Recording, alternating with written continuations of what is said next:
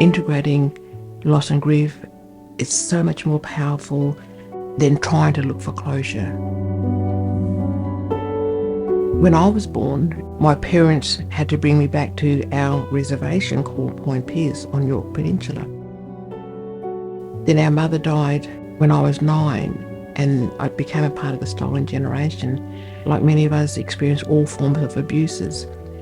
And so, 7 years old, I had, in this white school, had a teacher that told me that I was a dummy, shamed me and humiliated me. That shut down any concept of becoming who I could have become. So I had no future, didn't even know how to dream.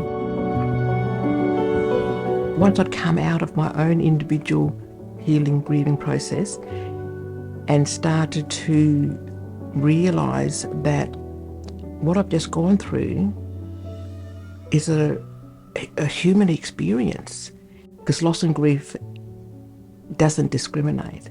My own individual healing and grieving process brought me out of my Aboriginal disadvantage and had taken me into what I call Aboriginal prosperity.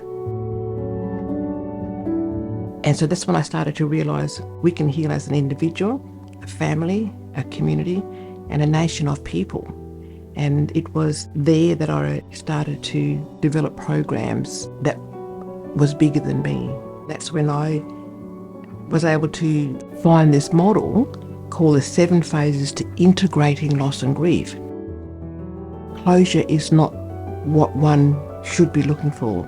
I think that's been a very dangerous and damaging terminology. To be honest, I don't know how to look for closure, but I knew how to intuitively look towards integrating all that had happened to me. So hence why Griefology understands the relationship between what ancestors had gone through and how it's got passed on to the next generation. But through the grieving process, one can integrate it to be able to live with what's happened.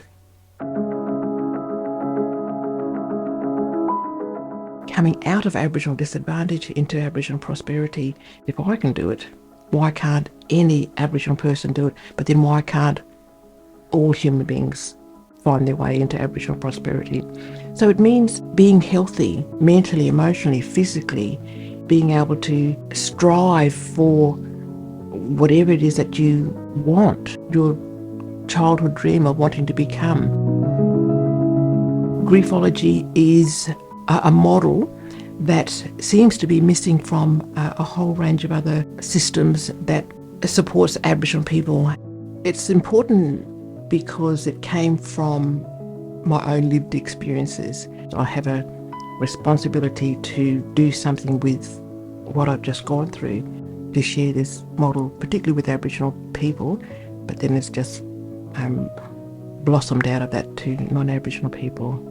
It was very important to open up the healing centre for anybody from any cultural background, anybody that's had significant loss and hasn't had anywhere to really go to actually grieve through what had happened to them. At the Healing Centre for Griefology, we've developed programs, workshops that provides training for Aboriginal people in the workforce, workshops for non-Aboriginal service providers, and there's still more to come.